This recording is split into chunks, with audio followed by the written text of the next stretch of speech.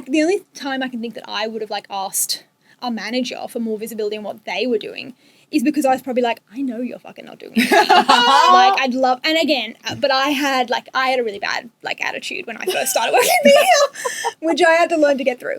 But I'd be like, I know you're doing fuck all. Like, and I am getting loaded up here. So I'd be like, can I be curious to see what have you been doing this week? There have been a few times where I've wanted to ask that question, but never have because I was like... But it's obvious, right? When you have a dud manager that's not pulling like their own like slack, all of that stuff, and you just feel like things keep getting piled on you, it creates resentment and it creates those 100%. Questions. Like, 100%. I think I never made an environment where people were like, well, what are you doing? No, you were always working with us. Like that was something that, you know, made it feel so much more like collaborative, right? Yeah.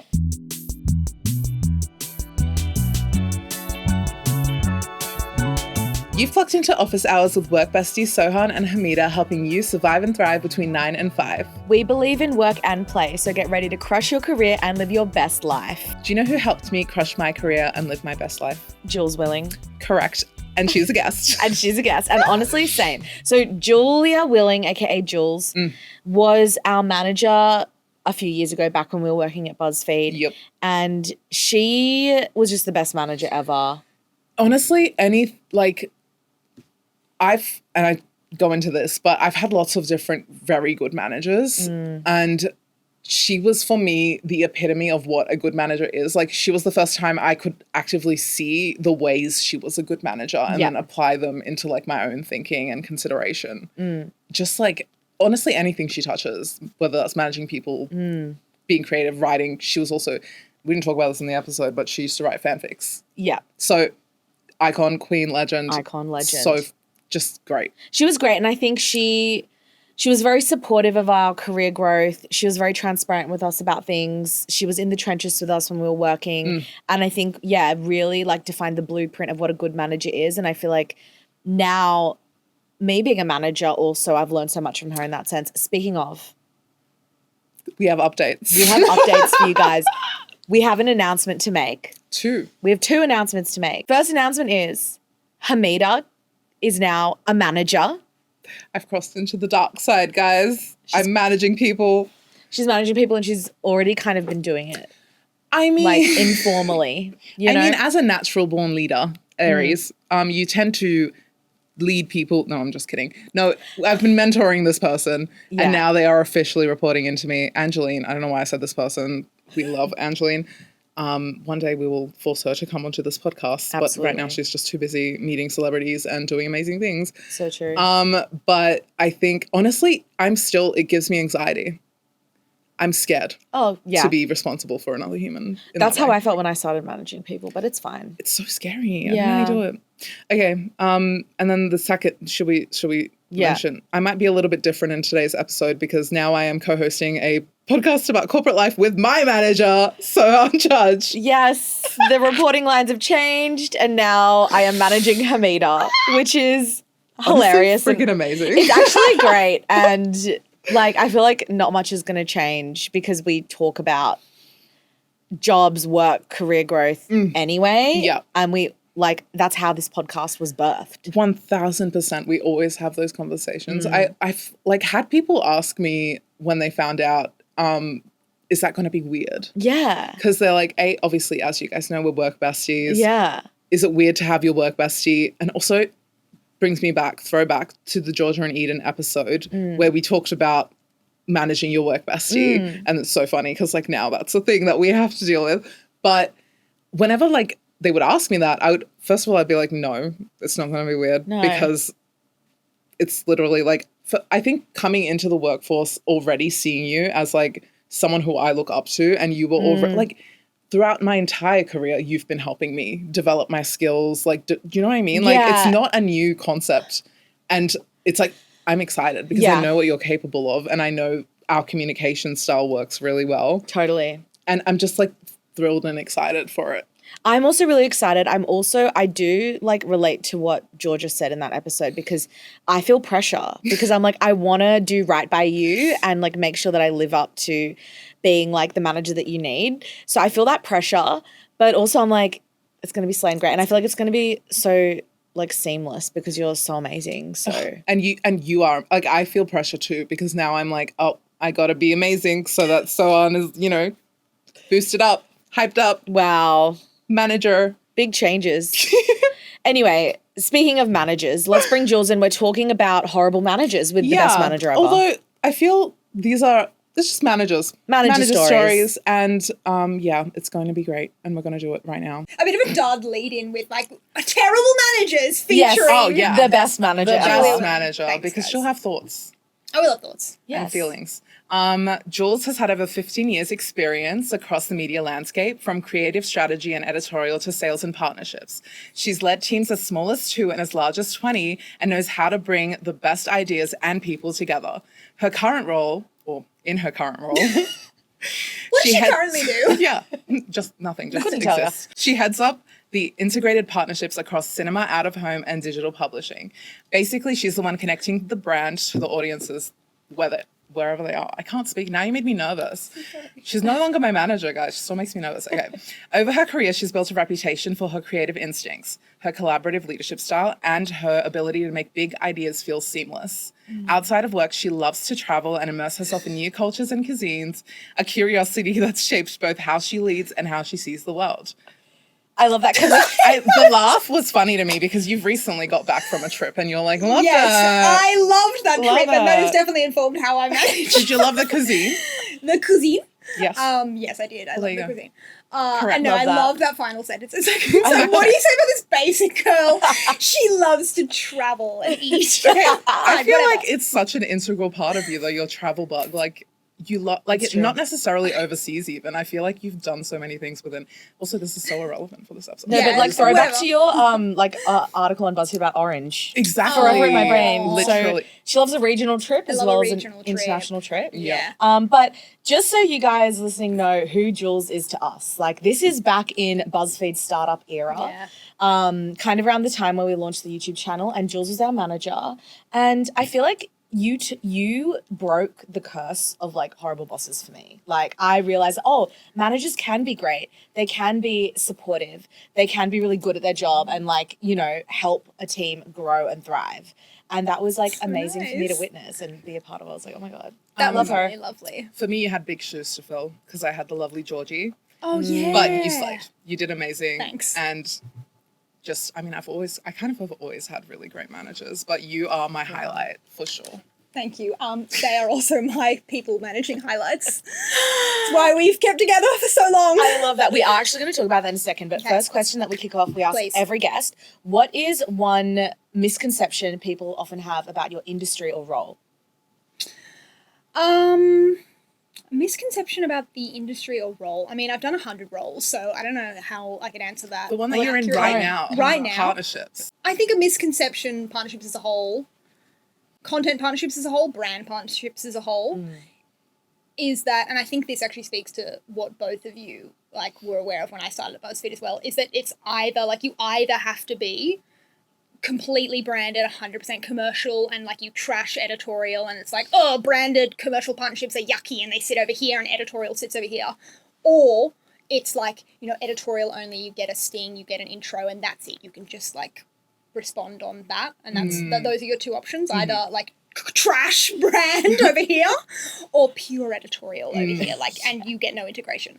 So I think that's a big misconception, and I think that's something That's all true. three of us kind of learnt in this industry. Totally. We went through that kind of merge together. And it's interesting, but I feel like there are still places out there where they have that line in the sand. 100%, like church and state, Yeah. never the two shall touch. Which I understand when it's a news organization and they have to report on the, you know, hard news and hard facts. I feel like you do need a bit of that, like, you know, integrity. But yeah. I have come to love a merged team.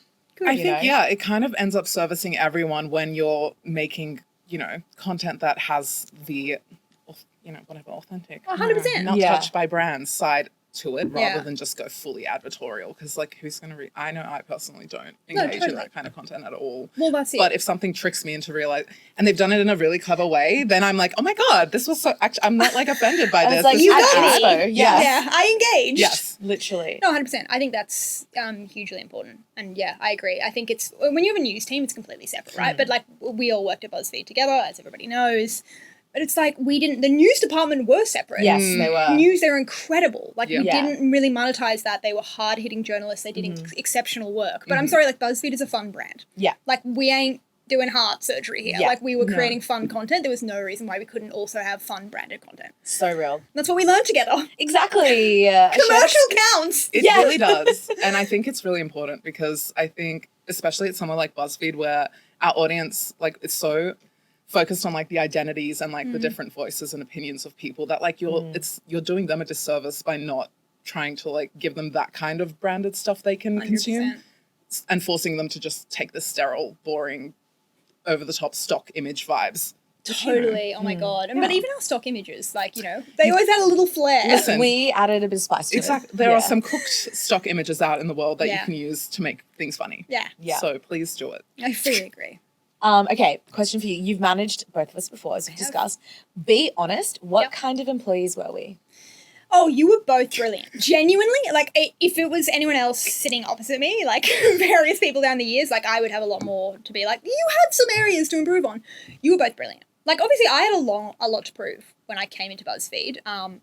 Not really having an editorial background, coming into a team that was so close, and you guys had gone through a massive trauma. Yes. Like, genuinely. Before I started, it had obviously been, like, so many of the team had been made redundant. Yeah. So I was coming in very, like, fresh-faced and, like, corporate media girl. And I knew I had, like, an uphill battle to basically earn people's trust.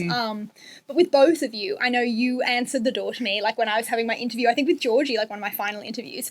And I saw you and I was like, I will have her one day. And you were the first person I think I met on my first day. Really? You were always weirdly, like, early to the office. Oh, yes, because I has- had to post content, you know. Yeah. You've got to get Yeah, your yeah, post for content. sure. Yeah. But you were both incredible people, like, genuinely. Like, experts at your trade. Like, obviously, you were in a much different point in your career than you were. So, like, you already were so, like, established and you were such an expert that I came in and was like, I trust this person implicitly. I'm not going to tell you how to do your role. Like, I can help grow you in, like, X, Y, Z and all of that kind of commercial And you stuff did, we talked yes. about. Oh, my God. But, like, immediately I was like, fucking type A Capricorn, like, she gets it. I don't need to be like, let me tell you how it's done. Yeah. And then with you, like, it was at such a different point in your career where you were like, I want to do so much. And you'd obviously applied for a job, I think, when I was starting that you didn't then get. And there's so many different avenues you could take, but I could tell you were so creative. And also, like, you had the biggest advocates. Everybody was like, Hameda's incredible. Yeah. We need really Hameda on the editorial team. Yeah, we were trying I've to done steal the Hameda. foundation work. Yeah, you'd done it. Yeah. So, like, coming on board and you just being so, like, I will do anything to prove myself, and you worked fucking above and beyond. You got everything done. It was branded, it was shopping, it was editorial. Like, Yeah. I mean, you're both the easiest I people love in us the just world getting to manage. validation I know. in the podcast. Like, tell What us else more. did you like about us? But, okay, apart from our work, Yeah. from, like, a people perspective. I mean, I adored you both as people. Yeah. Like, We- I mean, yeah. because, I mean, I think I had to earn your trust, right? Like, I remember us meeting for the first time, and I remember you not being standoffish, but I think you were a bit like, yeah, it was like, lovely to meet you. But it's like, Yes. you know, it was like, we're not going to be like best buddies. You're my new manager. I need to know. Well, what it you was, stand for. like you said, we had gone through a big change. Yeah. I remember stalking you on LinkedIn before. I've told you this before. Yeah. We did a bit of a did. stalky, and we were like, oh, interesting. Oh, you know? corporate girly. We'd had no exposure to corporate. Yeah. No exposure. vibes. The one thing that did stand out to me, though, was I realized that you had been at your previous role for a long time. Yeah. And I was like, that's a green flag. Yeah. Because I was like, okay, Oh, I'm a it's going stayer. to be good. Yeah. Yeah. I bet in. Yeah. Here we are. Yeah. And we're still here. Honestly, 2019? Yeah, 2019 we started working together. Yeah. Damn. 2025. Look at that. Wow, look at that. I have a question for Please. you because this is something that I'm struggling with. Okay. Is it possible to be an empathetic leader without being a pushover? 100%. I think so. And how? Absolutely. I fully stand by this. Like, when I got into people management early on, obviously I've been working for 15 years. I've not been people managing that whole time. Probably, I think like 7 years into my career, I probably started people managing. And I'd had like fine managers throughout the years.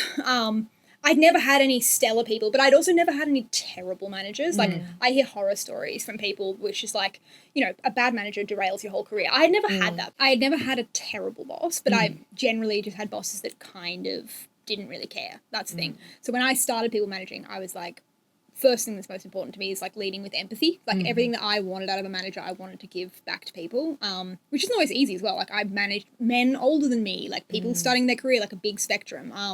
But empathy to me was key because it's like, and I think you both attest to this, right? I am commercial till I die. Like, I know what is important to a business. I know at the end of the day that is revenue, but not at the cost of people. Like, and that's why for me, I've always been people first, personal life first. Like, if something's going on in your personal life, I don't give a fuck. Drop work, get out. Like, I think empathy is key, but I also understand it can feel like that gets pushed aside when revenue is down, when your business is making people cuts.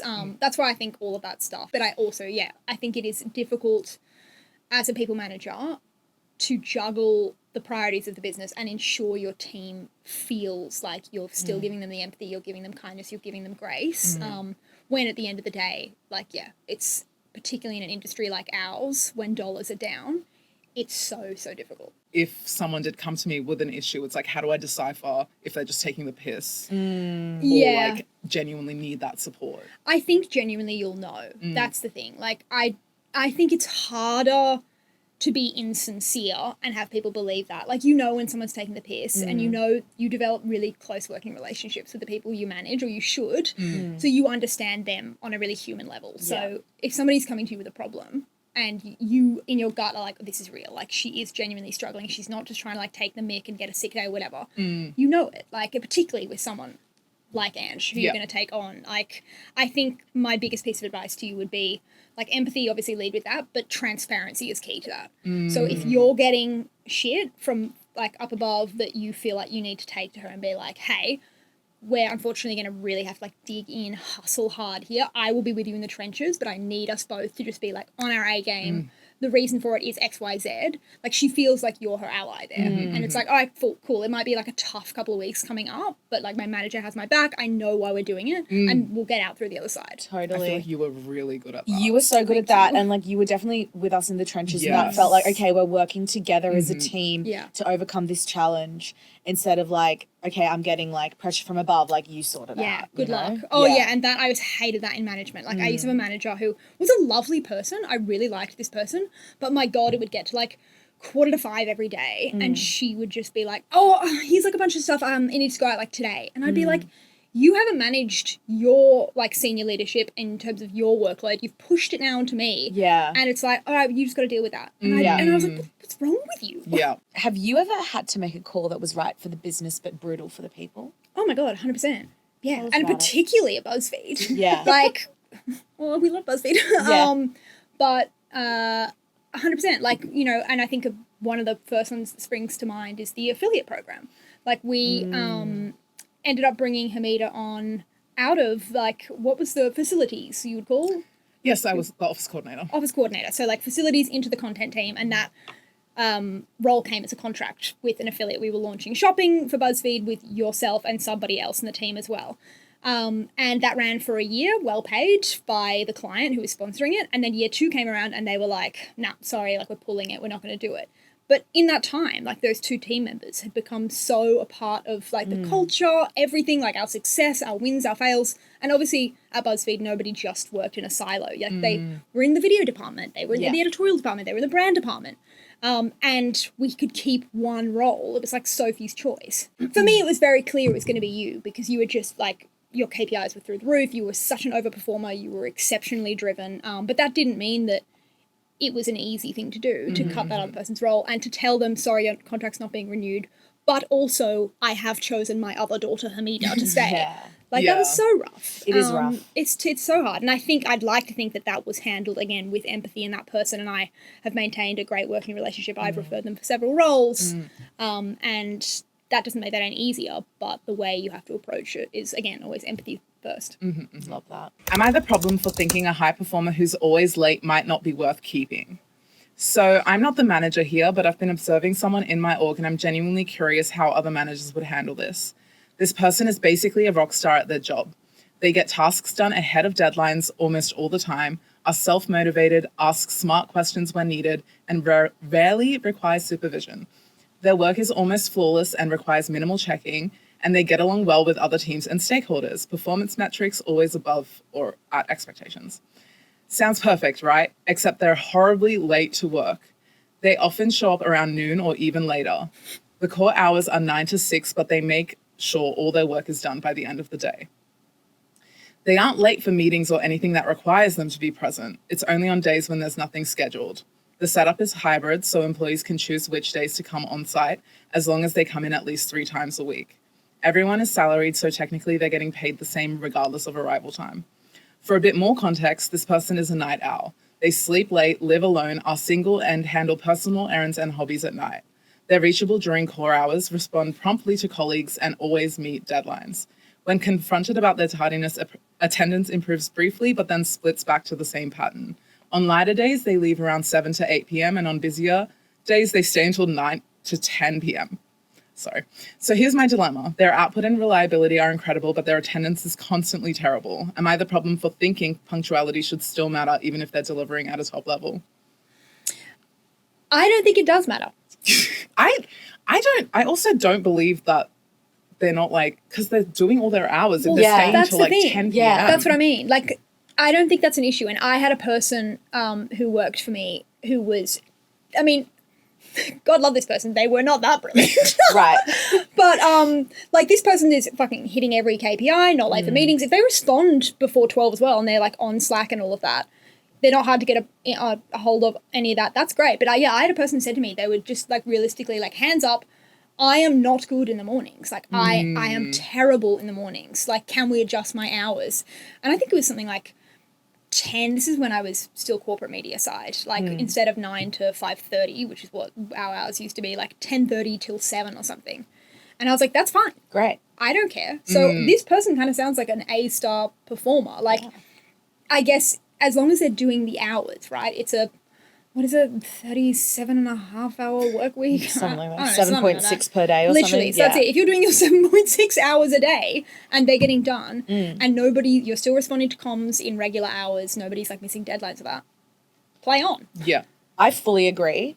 How would you handle the resentment that the rest of the team feels for that person? Because this isn't that person's manager. It's Someone else observing. Yeah. I'd have the same conversation with everyone on the team. I'd be like, do you want to adjust your hours? Like, Love that. it's a rule for everybody, or it's a rule for nobody. Like, if anyone's resenting that, it's like, God, do you want to? I'd hate working 12 till 8 p.m. Yeah. Sounds like mighty of hell. I'd rather work like 7 till 3. Yeah. But I'd just be like, let's talk about it. Who wants to adjust their hours? And also, this person has clearly proven that they're not dropping the ball, they're not fucking up. Like, have that conversation. We're all adults. If you would prefer different hours and the business as a whole is fine with it, great. 100%. Would never happen here. When I pulled this, it was so funny because I was like, did someone, is this play about us? Like, did someone write this about me? Because I am someone who's late on office days. I'm not showing up. Are you? Yeah. Yeah. Because you're no longer my manager. Hameda rocks up at you always come before the 9:30 meeting that needs to happen. That's fine. And then sometimes you'll go home early, but you still work. Sometimes. Yeah. Sometimes I'll stay the full. Sometimes you stay the full day, but Most of the time I'm home by lunchtime. Yes. It's like lunchtime, Hameda's But leaving. then you work at home. Work from home. Yeah. And Well, that's also- why I said, I'm like, I always meet, and that's why when I was Yeah. reading it, I was like, this is funny. 'Cause, Yeah. it kind of is giving me. That's why you, like, as well, when you were, like, whenever you wanted to go to LA and you were like, I'm going to work the hours, I was like, 100%, of course you will. Go and work in LA. Like, Yeah. I never doubted for a second. Like, you had earned the trust. And So you're exceptional. how would you feel if someone came to you and said, hey, I don't think it's appropriate that Hameda, comes late or leaves early, is working from LA. Like, I don't think that people should be allowed to do that. Who is the person that's raising this with me? Is it another team member? It's or is it- Hameda's colleague. So someone else that I manage in the team, like you. Yes. I'd be like, I've complained to you about I'd be Hameda. like, get back in your lane. It's got Yeah. nothing to do with you. No, but it's like, if you're talking about like a same level in the same team, Yeah. I'd obviously hear it and be like, look, Yeah. I understand that you may feel that way. However, Hameda is absolutely working these hours. She's done this. Has she ever missed a deadline? Like, Yeah. is there a reason? problem? Exactly. Yeah. Is there a problem? Otherwise, to be frank, it's none of your business. It's between the manager and the employee if that works. And again, as long as she's not raising consequences like, well, actually, she left early and I had to do X, Y, Z. Yeah. If there's something affecting another colleague because of that behaviour, that's a whole different kettle of fish. Yeah. But this person sounds great. Yeah, honestly, agree. Send in your resume. Yeah. We're Yeah. ready to take you. And look, I feel like not every workplace is going to have that culture. There are some workplaces that will really want you to be at your desk 9 to 5 and will be strict on lunch breaks and stuff. And I think you just got to read the room in your own workplace about that culture. And at the end of the day, if you're really good at your job and you're hitting all your deadlines, you're hitting your KPIs, there's not much people can do to say anything about you. They'll want to keep you. They'll want to help you grow and just make sure you're doing a good job and then you'll be fine. Yeah, like we always tell you, establish yourself before 100%. you go off and do. Yeah. But I would if there was someone in the business that I was working in doing that, I'd be like, wow, what an incredible business. That they are flexible enough to understand that working your ass off doesn't look like being at a desk from 9 to 5. Mm-hmm. Exactly, because you could just be sitting there doing nothing. 100%. Yeah. Do you think that hybrid work schedules make traditional punctuality less relevant now? Yes, and also, to be frank, since moving into an entirely sales role, those people are never at their desk. If you don't want to be at a desk job, get into sales because it's they're always out at meetings. You're always out. You're at breakfast, you're at lunch, you're at drinks, you're in the agencies. So I think as a whole, working in media, right? If you came into our pods at 9 a.m. on a Tuesday, half of sales aren't there because they're all out at meetings. Yeah. Editorial, if you guys want to take a slower morning, go get your coffee, who cares? It's not affecting anyone. Yeah. 100%. All right, let's go to the next dilemma. Am I the problem for berating an employee in front of all her co-workers and making her cry? Yes. Okay, title sounds bad, but hear me out. So for context, I, 26 female, have been working at a corporate job for about a year. It's great, it pays really well, and I get along with pretty much everyone. However, there's this manager at work, let's call her Leanne, 40 female. And Such a 40-year-old name, I know, Leanne. And most of us don't get on with her at all, as she's always humiliating people by talking down to us. For example, my coworker has a lisp, and last week when she asked him how far along he was with the project, he said it would still take another while. She basically blew up at him, but half of the time when she was screaming at him, she was putting on a fake lisp to mock him. Okay. That's sad. HR. First of all. She'll always dump a pile of work onto other people because she needs to leave to collect her kids from school. Another thing is she always expects us to stay on later than expected and come in earlier, but we don't get paid for this time. So today I got told I'm being promoted to a much higher position with the company. I'm excited about it as it pays better and will give me a lot more responsibility. The thing is, this position basically will make Leanne my subordinate. So I was telling a few coworkers about the promotion. We were just standing in the break room laughing and chatting, and she came in. She started giving out about us not working, saying things like, oh, I get it. You guys must think you're on vacation just because it's a nice day out, do you? And eventually said, if you people don't get your butts back to your office right now, I'm going to report it to higher management. The more she talked, the angrier I got, and when she finally finished berating us, I stood silently for a second and then just said something like, I'll consider this you reporting your concern to higher management as that's currently my position in the company. One of my coworkers snorted and Leanne looked furious. Then I just told her that me and my coworkers were okay to be in the break room as it was literally our break time and that it was pretty rich to tell us we couldn't take a coffee break when she herself would leave work regularly to pick up her kids because her ex-husband couldn't be bothered. I said that she wasn't to speak to any of us like that anymore or I'd have her written up within the minute. She stood there for a whole minute and started tearing up. Then she left without a word. I felt horrible afterwards because I humiliated her in front of people she's managing and made her cry. My coworkers are saying she had it coming, but one of them thinks I went too far bringing her kids into it. So am I the problem? Oh. There's a lot of layers to that. Yeah. I mean, obviously Leanne is a massive red flag. Totally. But that does not read well to me. You are the problem in that in that scenario right there. Because it's if you have a problem with her and she is now technically your subordinate, you take her aside immediately. This is the thing with it's so hard, right? Being at work often feels like being in fucking high school, and it's so many emotions. It brings it out the worst in you, particularly with twats like Leanne. Yeah. Totally. But it's the right thing to do in that situation is de-escalate and be hey, Leanne, actually this feels a bit inappropriate for us to be discussing that. Can I have a one-on-one with you over here? Yeah. Remove her from the situation. Definitely don't bring up her ex-husband and her kids. Icky. Do you want to be that kind of person? No, it's giving bullying back and forth. 100%. And with that context, clearly you are aware that she's having issues in her life and is probably taking it out on the team. Obviously that doesn't excuse her behavior, totally. but it gives you some idea of where she might be coming from and why she behaves like that. And that's a HR issue. Yeah. That is do you need some time off to 100%. figure this out? Totally. Not actually your ex-husband doesn't give a crap about you and your kids. So. I'm going to smack down. It's this isn't a TV show. This is your professional career and your professional reputation. Yeah. I think also it's a learning for anyone who maybe has like been in a team and then they suddenly get promoted and they're suddenly more senior. And, you know, you've had history with the team. You know, you've probably all been like, oh, bloody Leanne's bloody doing blah, blah, blah. And I was just going to say, I feel like it's a good reminder that like when you do step into higher roles and, you know, you are more senior and you're leading, you know, things kind of change for you in that sense. And you do need to be mindful of situations like that where, yes, you can't really participate in that anymore. You're essentially just mirroring her behavior. Yeah. Like you're becoming what she is. Yeah. But now, like, also with the fact that the OP is 26 and Leanne is 40, and now you're managing someone who's like almost double your age. Yeah. Like, that must be really intense for Leanne as well. Yeah, true. Oh, massively. Yeah, I think she's got a big job ahead of her. But you don't start by acting like a Leanne. So true. Don't be a Leanne. Don't be Leanne. Am I the problem for thinking my entry-level employees' requests for more visibility are over the line? I supervise one entry-level employee. I report to the VP as a senior specialist and she's an associate specialist. She's been here for about 1.5 years out of college or uni. She's good, takes initiative, works hard, and I generally like our working relationship, but of course she's still developing.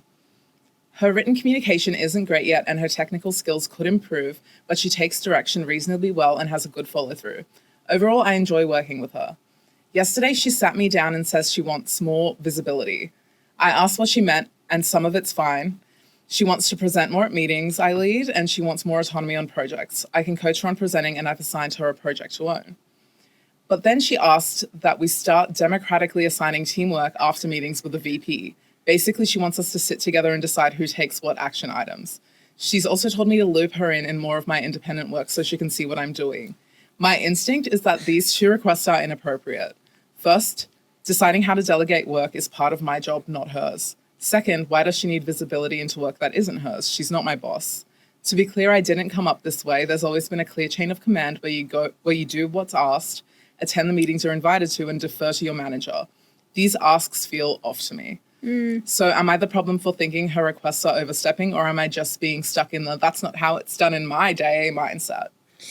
No, I mean, it definitely raises red flags that this person is like trying to get so much control over what she as her manager is involved in. But also, I mean, it's hard because like this person may be neurodivergent and have a very particular way that they want to operate, and maybe they're not articulating it in the best way as to why they want to see the managers like more of their workflow and be, you know, more involved in the decisions. But that should be a relatively easy conversation to have with that report, particularly like she says she values her, she's a good employee. I would just sit her down and be like, hey, I'm so like, you know, thrilled that you've put your hand up for more work and, you know, you want to be seen more in the higher ups and have that visibility. This is what we're going to do to make sure like we're excelling you and supercharging, you know, ways forward. This is what we're not going to do. Like, look, to be frank, it's not appropriate for you and I to decide between us who's delegating. That is my role. And then also, you know, addressing the fact that what I'm doing, you know, in my day-to-day is not essential for you to be across. Of course, if there's a learning opportunity or something that I think will really benefit you, I have that front of mind. For sure, I can loop you in. But like as a rule, I'm not going to be CCing you into correspondence. Yeah. Is there a particular reason that you wanted to? Like it's just asking, right? It's like, why? Yeah, what is it that you want from this? Like how can I it. give you visibility in a way that makes sense? That's it. And they're probably not trying to be a dickhead about it. No, yeah. Do you know that I'm like professional and I just keep swearing on this podcast? Oh, but you're allowed to swear on That's here. fine. It's Keep going, please. Have you ever been in a situation where either you were the employee where you're requesting more visibility across your manager's work or on certain things and they've said no, or someone has asked you for more visibility? Visibility, and we're talking about as in to be seen for the wider business? Okay, I'll give you an example Please. because this has happened to me before, but like in a role that I was in, I essentially was in charge of like making purchases and I didn't know what the budget was. So I was basically given... Definitely BuzzFeed. Well, yeah. I didn't know what the budget was. And I was basically kind of like given essentially pockets. Like it was like this much for this much for this. And I'm like, I just want to know the total so that I can decide how it gets divided.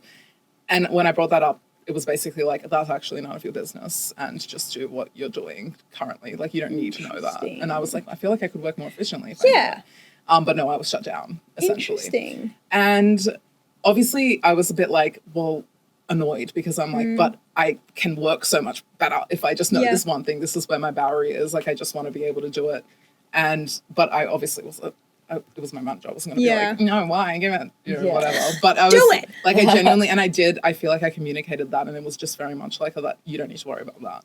Yeah, that's interesting because, like, as a manager, again, I would probably be like, look, I actually can't share with you the entire budget because it's whatever. Sometimes businesses are weird because they'll be like, well, they'll spend too much. But I would say, like, I can give you a weekly allotment and you decide, you know, based on what you're researching and what the rates are, how best to split that. Which is great, because do you know what I would do? I would then just be like, how many weeks are in a year? And then just Yeah. figure out the budget myself. Yeah. Like, You know? something. Yeah. But just to give you a starting point and be like, Yeah. you know, if I give you $1,000 for the month of blah, like, what will you do So with you it? just throw crumbs. That's Like, it. Give you 'em- can't have the whole give 'em loaf, something. but here are some I crumbs. can't think of a time when somebody's asked me, like, hey, I just really want to know, like, what's going on. Other than, like, genuine questions like we've talked about in terms of, you know, I want to know, like, what is the business? Like, I think you guys asked me this a lot when I started at Buzz as well. It was like, how is the business doing? Like, what is sales? How are they to their target? Because that Yeah. affected you, right? Yeah. And it's not anything that I would ever keep separate and be like, shh, other salespeople are working over here. Like, you Yeah. wanted to know so that you felt like you had confidence in your role, safety in the future of the business. So I was happy to share that. But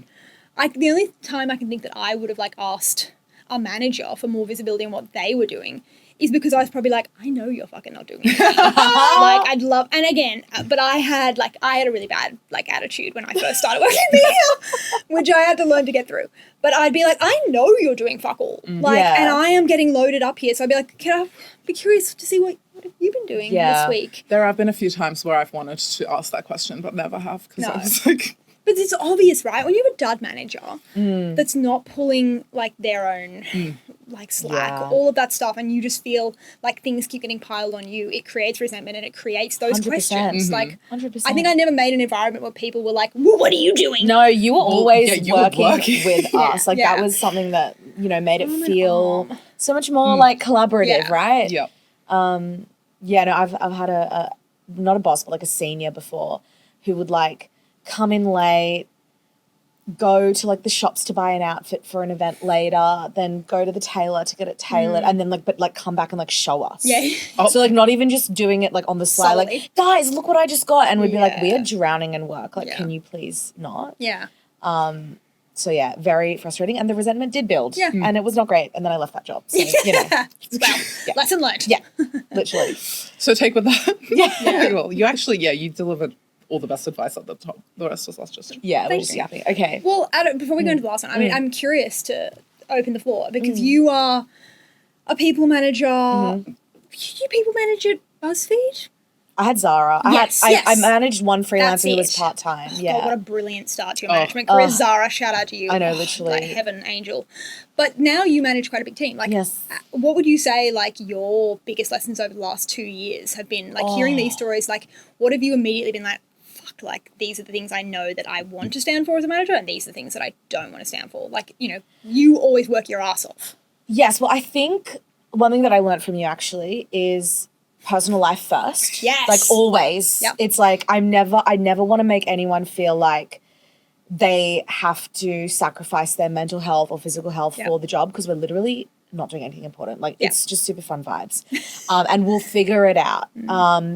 I think a big lesson, and I kind of knew this going in, but I hadn't experienced it, but now I've experienced it. I know how big of a thing it is like, you have to manage different people differently, and everyone requires something different. And it's really easy to manage, like, high-performing people who are similar to you. But when it comes to people who maybe work differently and you don't understand, like, how they work or how long things take them or what they need from you, it takes, like, a lot of conversations and a few practice runs to get into a bit of a rhythm with that. Yeah. And then be able to be an effective manager there. Yeah. But honestly, I've been very lucky because everyone I manage is a bloody legend, which is the best. It's the best And me situation just, to like, be in. squeezing a leg under It's the the first shot. Like, this is like a week and a half in now that Sohan's my manager.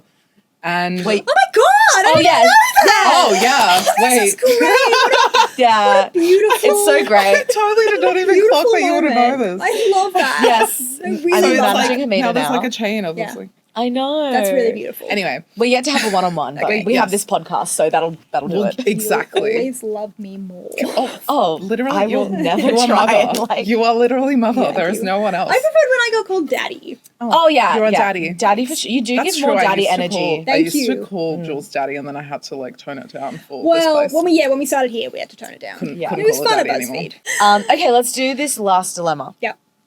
Am I the problem for thinking my technically brilliant employee is actually hurting my team? I'm a relatively new manager, about 1.5 years in this role, 8 years at the company, and I'm facing a performance management problem that feels completely backwards. I have one guy on my team who is brilliant technically. His code is clean, and when he's on, he delivers twice as fast as anyone else.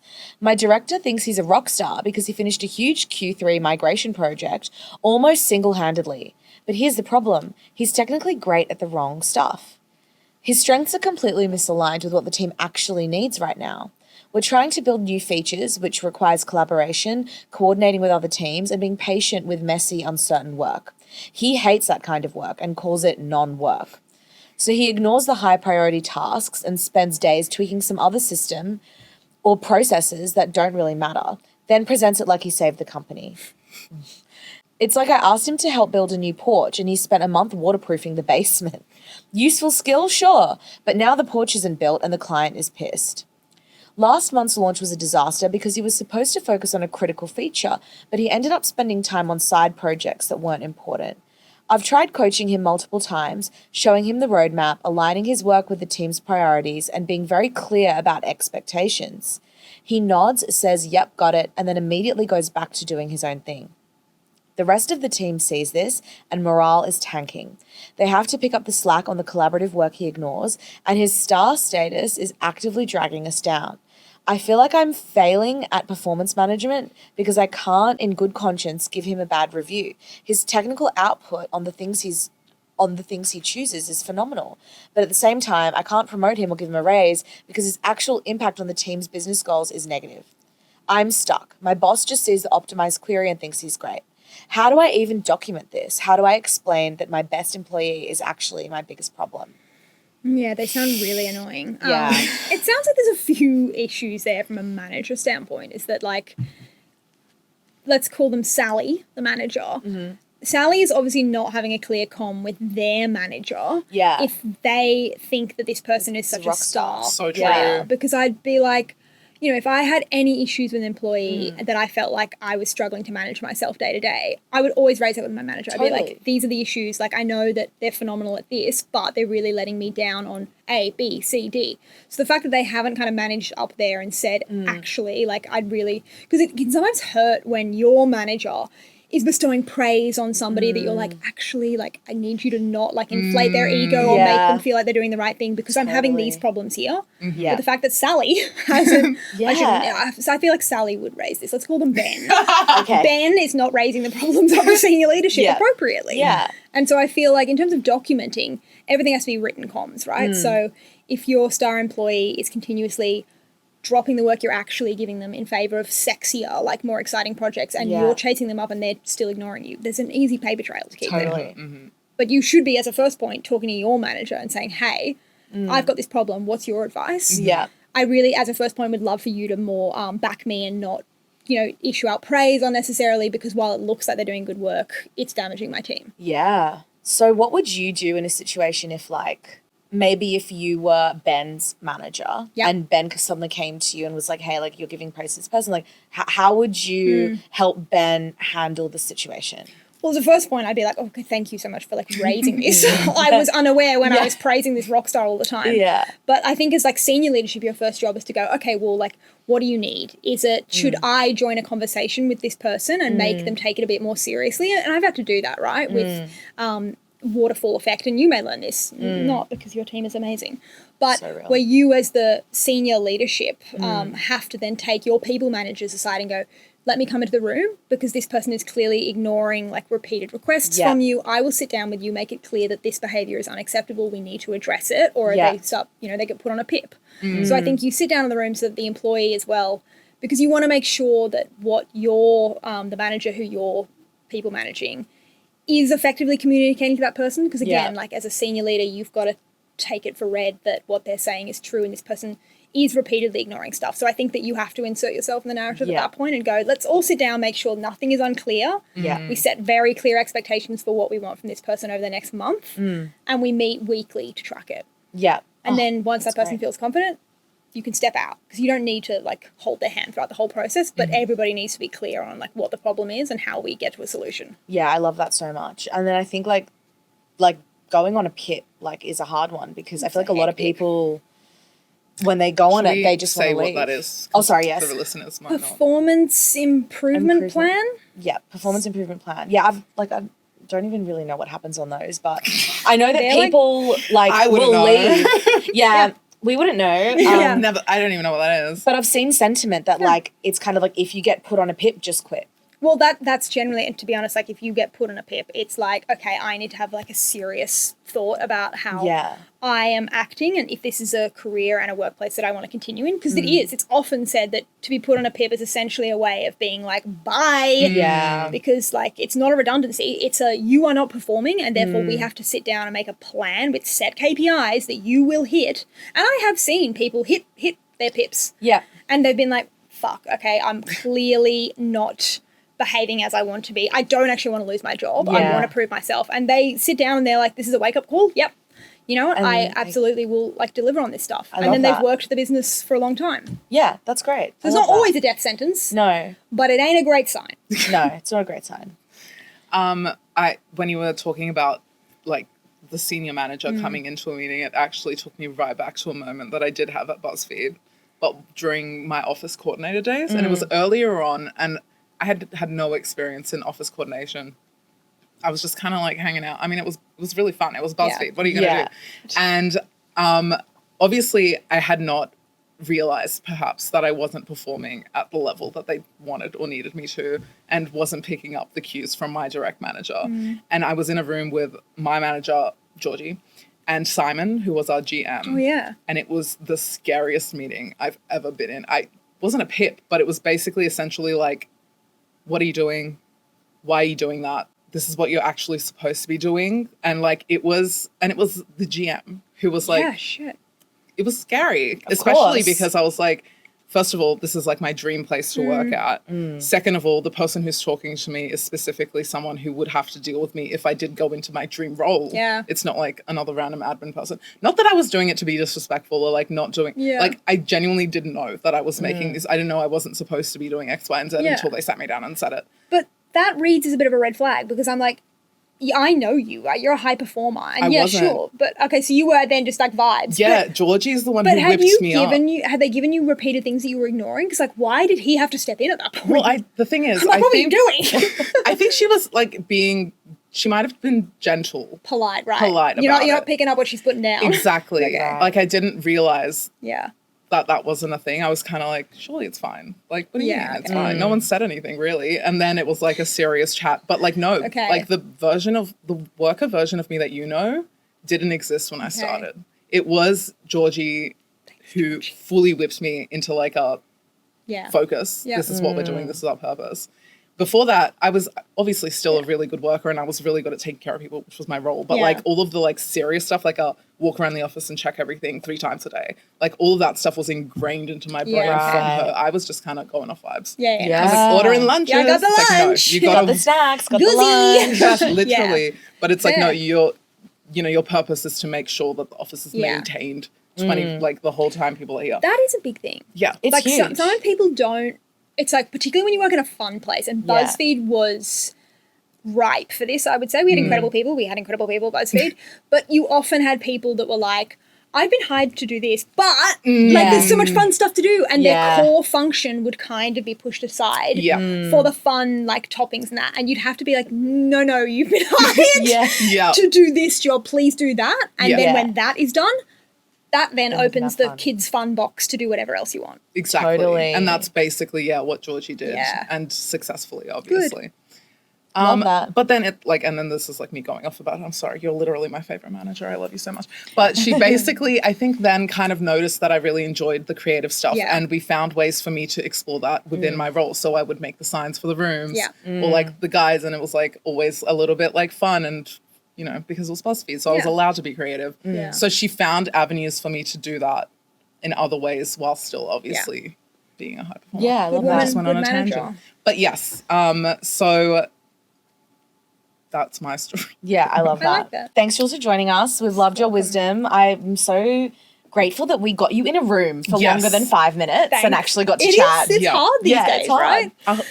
And I hope you're coming back just for I'd general love fun to. ones. Yeah, I'd I'd love love to. to. I honestly expected you to kind of just like hee hee ha ha through this whole thing, but you gave some very good advice. Great. Like really, really good Great advice. insight. Which is Thanks. great because it kind of will Thank show you. them why we believe that you are Thank the you. absolute best. Otherwise they'd be like, who's this freak? Who's this Well, yeah. random Yeah, yeah, If person? only see you try British snacks on Yeah, no, YouTube. totally. Like Yeah. they don't know who And you they are. hate me, so Oh, yeah. Yeah. well, the everyone. Americans do. It is the you know. internet. Yeah. It is internet. All right. Well, thanks for clocking in. Thanks. Bye. See you next Bye. Office Hours with Sohan and Hameda is a Val Morgan Digital production and part of the BuzzFeed Australia network. Have a question or topic you want us to cover or a workplace dilemma you want us to unpack? Send us a DM on Instagram at officehoursbf or drop us an email on officehours@valmorgan.com.au. For more, follow us on Instagram and TikTok at officehoursbf. You can follow Sohan on socials at Sohan Judge and follow Hameda on socials at It's Hameda. Our music is by Jasic. Make sure to hit subscribe or follow so you don't miss an episode. And if you like what you hear, please rate us 5 stars and tell your friends to clock in.